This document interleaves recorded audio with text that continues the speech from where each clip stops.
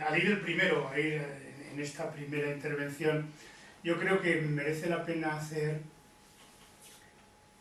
un intento de recoger cuáles son los problemas más importantes que tienen los instrumentos financieros y su contabilidad, atendiendo al desarrollo que han tenido en los últimos 20, 25 años como mucho, ¿no?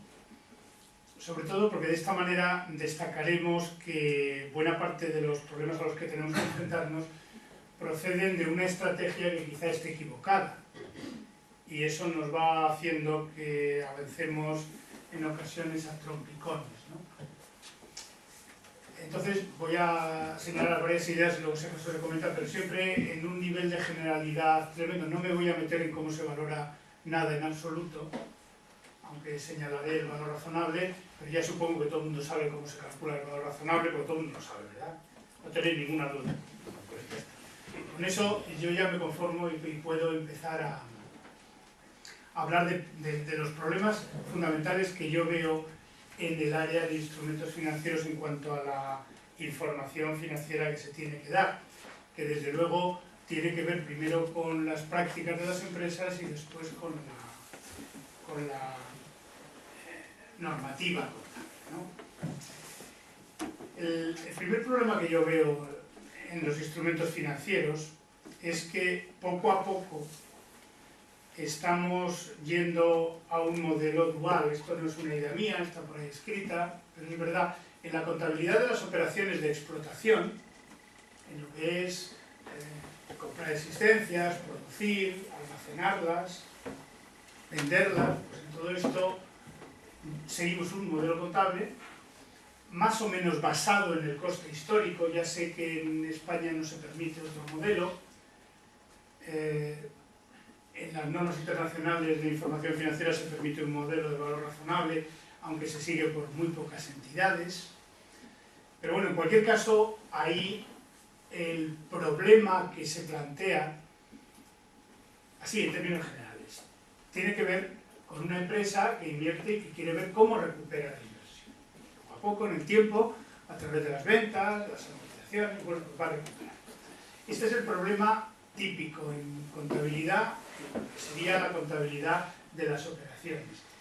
Y ahí ya digo que lo importante era, bueno, que las cuentas me informen de cómo voy recuperando. Ya está, con unas ciertas cautelas. Frente a ese modelo de la recuperación, donde por cierto el valor no es una cosa importante, no voy a decir que sea irrelevante, pero en definitiva podemos cambiar de un momento a otro, si queréis, según las condiciones, qué es lo que vamos a recuperar, si el coste histórico o el valor corriente en cada momento, o el valor actualizado financieramente. Eso no es una cosa importante en el modelo. Lo importante es la idea de que vamos a recuperar, ¿no? Y de que esa recuperación nos permite que en la medida en que recuperemos más de lo que hemos invertido, pues tengamos un beneficio y ya está, ¿no?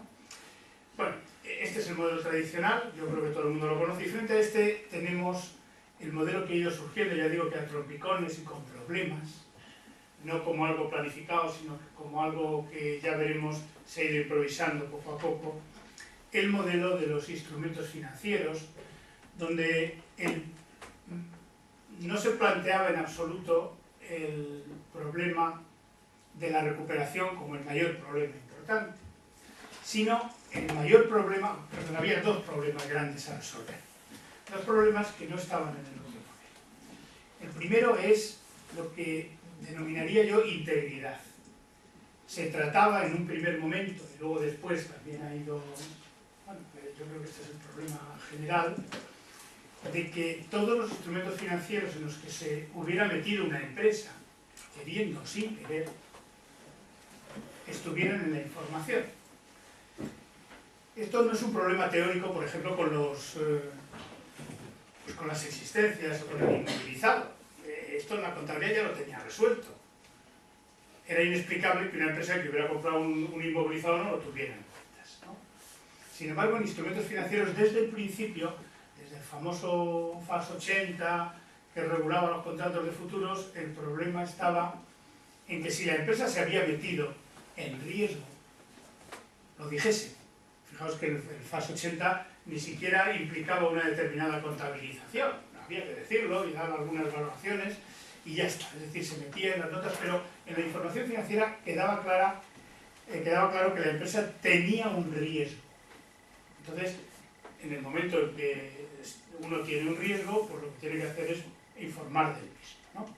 Ya digo que esto delimita un modelo que ya es distinto del otro, porque nadie se plantea que cuando una empresa compra un edificio lo tenga que poner en cuenta. Pues claro, ahora sí se planteaba que cuando la empresa estaba metida en un instrumento financiero que le fuera a dar ganancias, ¿de acuerdo? Pues a lo mejor no lo tenía que poner, sobre todo en un primer momento.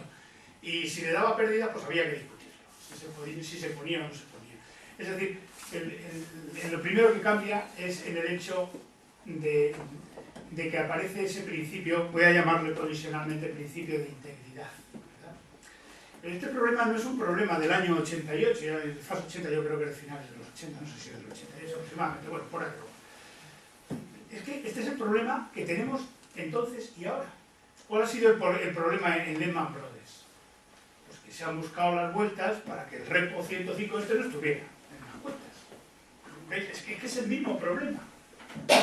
Parece que hay una tendencia de las empresas a que algunas de las cosas que hacen no quieren que aparezcan en cuentas, entonces estudian muy bien cómo no hacerlas aparecer en cuentas. Es decir, se meten en riesgos, se meten en líos y aquello no aparece en cuentas.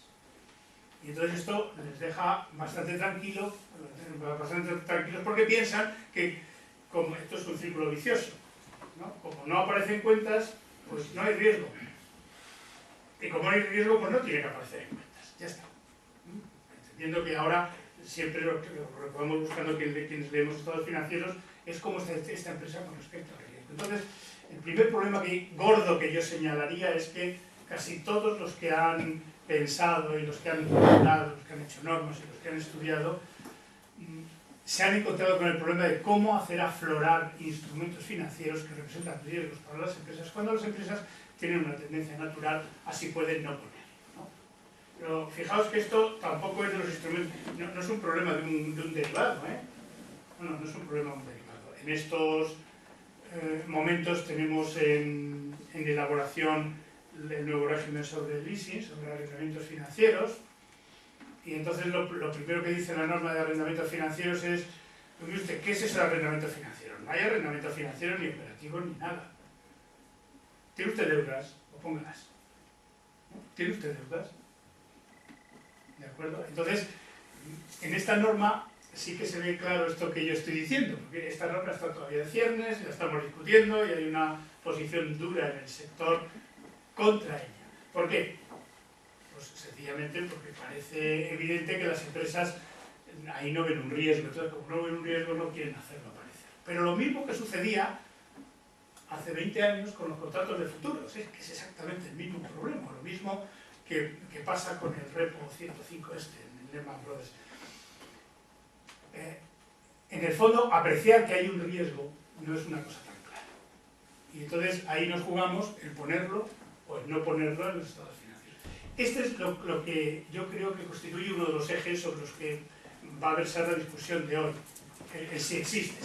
Si existe, se tiene. Y para esto, muchas veces, la estrategia normativa ha sido, lo recuerdo porque esto se va repitiendo también en el tiempo, en el fondo ya tenemos muchos años de experiencia normativa como para no darnos cuenta de que para que algo exista, lo primero que tiene que hacer todo el mundo es estar convencido de que existe, ¿no? Yo me acuerdo de los problemas de los años 60 con el leasing. No estoy hablando de nada que no sea instrumento financiero, ¿no? Porque en definitiva lo del leasing era una mierda. El organismo estadounidense, que entonces era el ARB, lo que hizo fue en un primer momento decir, bueno, pues que lo digan las empresas en las notas, que tienen unos ciertos compromisos que tienen que atender. Y se valoraba y se ponía ahí una nota. Y luego, a continuación, unos años después, 5 o 6 años después, dijo, vale, ahora ya, como sé cómo había estudios teóricos de cómo tenía que capitalizarse y poner la deuda. El siguiente paso fue poner la deuda. Entonces el sector empresarial estadounidense se rebeló, que nos obligas a poner un pasivo por un activo que entonces todavía pensaban que no es nuestro. Resulta que tenemos que poner el activo que no es nuestro y el pasivo que no tenemos. Y entonces esto nos va a romper, van a bajar todas las empresas que tengan arrendamiento financiero en bolsa, y además, cuidado, que el sector bancario o los que dan crédito no nos van a dar, porque van a ver que estamos endeudados. Y entonces la RB les dijo: esto que estoy diciendo ya lo sabía todo el mundo, hombre, si lo decíais en una nota. Es que lo decíais en una nota. ¿Y vosotros qué creéis? Que los analistas de los bancos son tontos. Ya se habían dado cuenta de esto, ya lo tenían absolutamente descontado. Y ya lo contabilizaban como límite de crédito, como límite de riesgo, y ese crédito que